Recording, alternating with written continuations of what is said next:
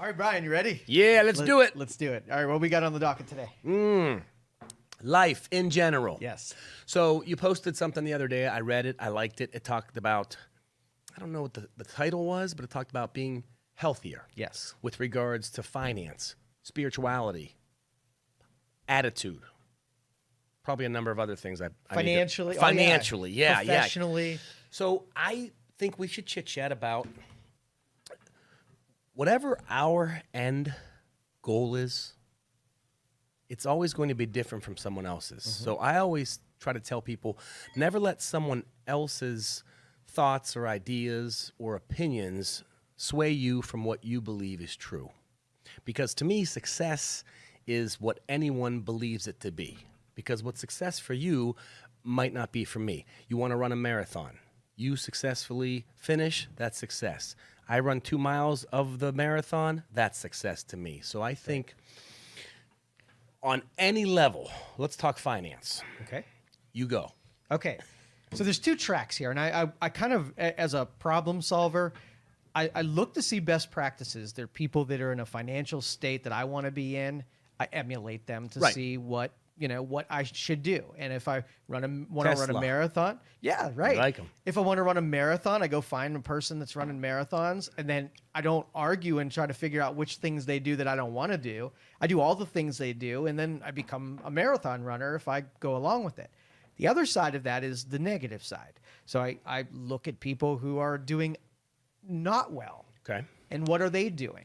And what's contributing to that? So when we're talking health, I don't like when people sort of like binge into something. Like they decide that they're physically unhealthy, so they just, bomb their whole life. And January 1st. January 1st, exactly. New Year's resolution. Yeah. I'm going to lose 40 pounds. Right. So every Friday, I look at those 7 categories that you saw posted, and I find out which one I think I'm doing worse in. Okay. Right. I look at finance and say, how are things? All right. Well, I'm pretty good there. So then I go to physical health, and I'm like, I'm pretty good there as well. But I'll get to one like, this one needs some attention. And I say, what can I do that gets everything in that department just a little bit healthier than it was? And I do that for 7 days until the next Friday. So these guys, short stints, 1% moving of the needle, but it's a perpetual thing that's happening all the time. Right. As long as the needle's moving in the right direction. Right. It doesn't matter how fast or how slow it's moving. So health, I have preached this numerous times. I am not a fan of working out. I do not enjoy it. Some people love it. They get that euphoria. They get that high. Never had it. Never will. I don't believe. But I work out 3 times a week. I just push myself to go into the gym. Nothing strenuous, but I know mentally I can be a little bit better if I know my body physically is in tune, in shape. So mental or physical health is very important. Mental health, just as important. That's why kind of we do what we do. Obviously, people in this world, and I talked about this in my last motivational minute, you never know what's going on in someone's mind. And sometimes it's great and positive, and sometimes it's horrible and negative. So I always say the more kind you can be, not only towards yourself, but towards others, the more you can allow them to take that kindness and run with it how they want to run with it.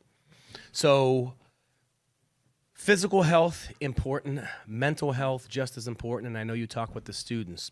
What do you think the gauge is on students' mental health with regards to we're not psychologists. We don't need to dig that deep. But just in general, what's the pulse do you feel the students that you speak to are going through daily?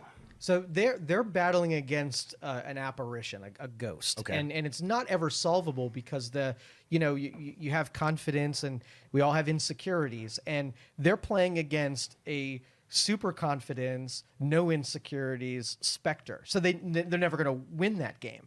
So when I'm talking to kids who are all but checked out because in every department they think, I'm not doing well here, and I'm not doing well here. There's no achievements on that part of the ledger for them. So I'm thinking that, we got to teach people how to create confidence in themselves. Yeah, 100%. When you feel good with who you are and what you do, it's that much easier to right. And to now help if I others. said, hey, Brian, do 1 push-up, right? That would make you feel probably you could do more, but you could probably do it, right? do 1. If we're like, go out in the real world today and go make a quarter, right? You could probably do more, but you know you could at least do that one. Yeah. But the rest of the world, and if you're not a millionaire and you can't do 500 push-ups and you can't do this, right? You feel inadequate when you're being compared against that specter. Truth. And I always say, and you alluded to this earlier, it is very good, in my opinion, to emulate others. Yes.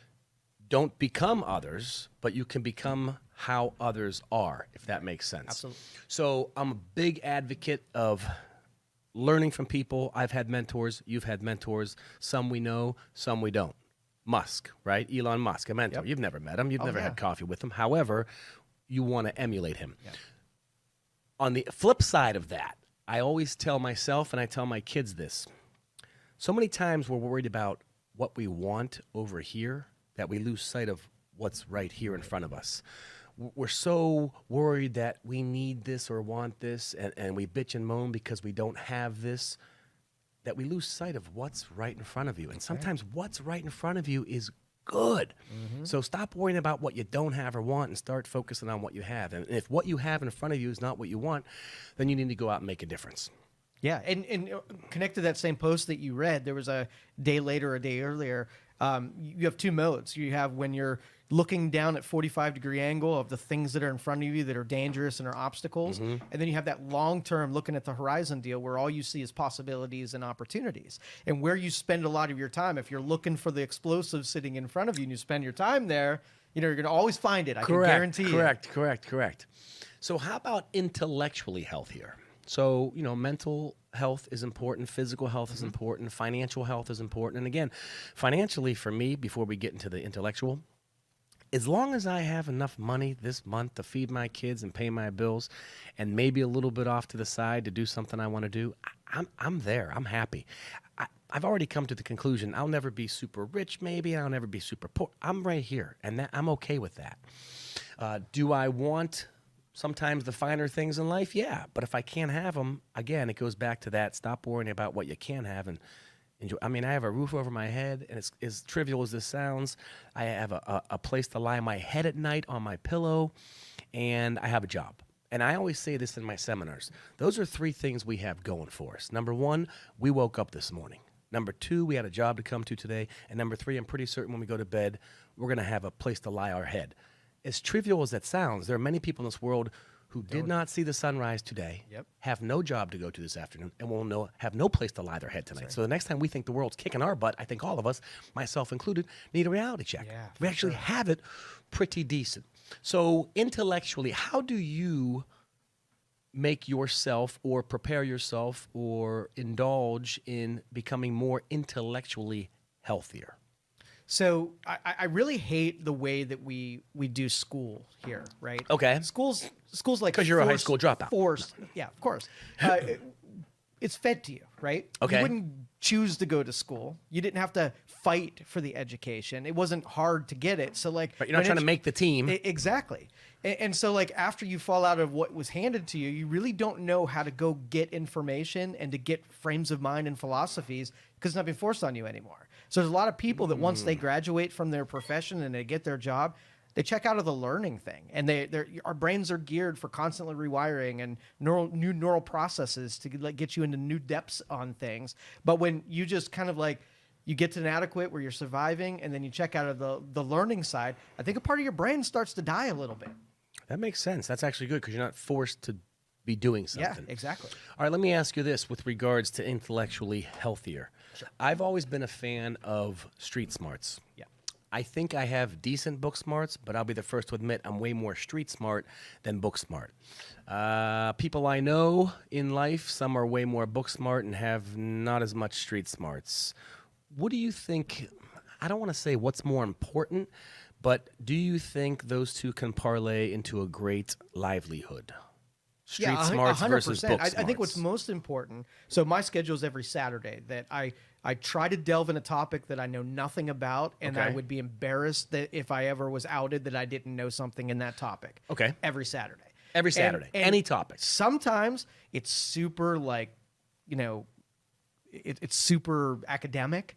And then sometimes it's like words that kids use in the 5th grade, Okay. right? That I don't know. Okay. But it's always going to be something. And I think the more thorough you are in both of those departments, I don't like eggheads that are academic and stupid on the street Right. smart thing either. Right. Because I always make the example, we've all had teachers, whether it's grade school, high school, or college, that were super smart, educated, PhDs out the wazoo, but they really couldn't connect with you on this level. And sometimes I think students need connected with on numerous levels, not just the intellectual level, but the street smarts level. I always make a joke. My son, Ben, God bless him, he's a wonderful kid. He's 19. He's at YSU, chemical engineering. He's very smart, super smart. And I always say, Ben, I love that you're book smart. Street smarts is just as important. Sometimes to get from point A to point B is just a straight line. You don't need 20 different directions on how to get from point A to point B. Just street smart it. Use your instinct, use your gut. And I have followed that my entire career.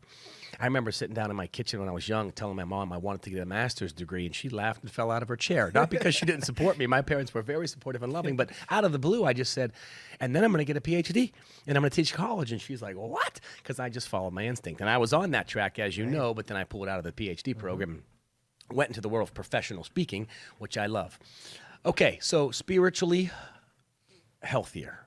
Now, people don't have to necessarily believe in a certain entity, if you will. Some do. I mean, there's numerous faiths and religions. There's Buddhism, there's Catholicism, there's all kinds of isms. How do you think someone can grow spiritually healthier? Does prayer need to be involved? No, probably not. And all of these topics are getting familiar with things that you don't know, getting, some voids that you have.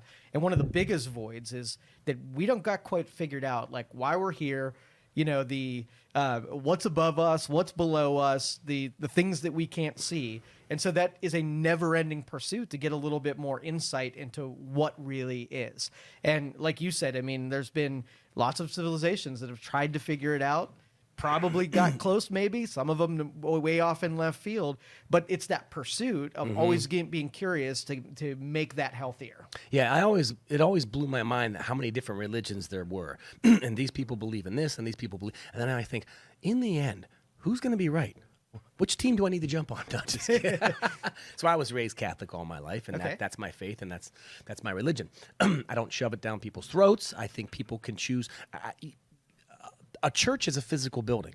I can have a prayer with whoever I believe in right here at this desk, in my office, lying in bed. The physical presence of something to me is just more of a respect thing. You go to show respect. I'm going to take a few hours out of my day or week on a Sunday, and I'm going to go here, not because I need to be there to pray, but I just think any growth you have spiritually, whether it's in God or whoever you believe in, I think is important, because I think we're not on this journey by ourselves. We have people here, but I believe personally, and there's a higher being, but that's me. So let's wrap this with relationship healthier, because I think relationships, and I just recorded this one. It's not out yet. It's one of those motivational minutes on relationship building, and I talk about the 3 characteristics that I think are the foundation of a healthy relationship. And those 3 things are trust, rapport, and credibility. Every time we interact with someone, whether it's you and I, Joe, sitting here, or you with your wife, or me with, trust, rapport, and credibility are present. It's up to us whether they're good or bad. You see, there's always a level of trust people are going to have with us. It's either here or here. There's always a rapport you're going to have with someone. It's either good or bad. And there's always a level of credibility. It's either here or here. So I always ask the question, what can we do to make sure those things are working in our favor? And if you want to know the answer, watch the Motivational Minute coming out in a couple weeks. But based on relationship healthy, how do you personally try to enhance your relationship with your son, your wife, and your friends? So you started off with this, that everybody's different and everybody struggles in different departments. And this is probably my biggest weakness in I have to try harder at relationships than most people do. So Why is that? I'm about a 80% logic, 20% emotional guy. Gotcha. I struggle with caring, feeling, showing that kind of stuff. So the people around me, they don't really get true information on me because I hold it on the guard a little bit just because of the way that I am. So in order for me to So it's not on purpose. No, not at all. It's just it's innate within you, Exactly. and some people may perceive that as, oh, he doesn't care. Exactly. He doesn't want to show me any exactly compassion or emotion. So, but I surround myself, my son and my wife. They take extra care because I'm honest about that affliction and Right. knowing that I have to try harder, and they make it easier for me to be around them and to share myself because if I share something that's vulnerable that I usually don't, they don't poke me in the eye over it, make me regret having shared. Right, then you retract back into that. Exactly. I don't want to share it anymore. Exactly. Yeah, I think relationships are great on every level: intimate, platonic, personal, professional. You don't have to be best friends, buddy with everyone you work with or everyone you know in your life, but having that solid one or two individuals who you can open up to and become vulnerable and just be who you are, it's an amazing thing. So to me, relationships are important no matter what level.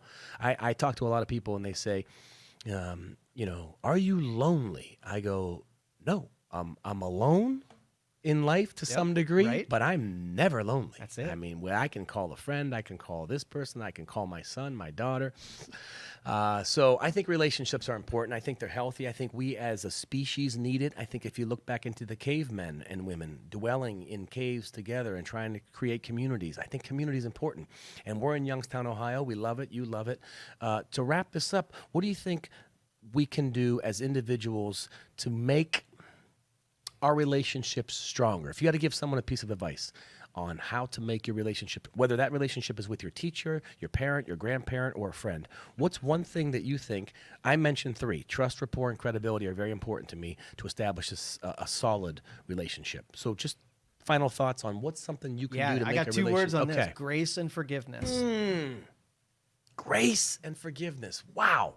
Those are powerful. Because if you have that within you, then it's easier to relate well with others. Okay, there you have it. Grace And forgiveness. and forgiveness.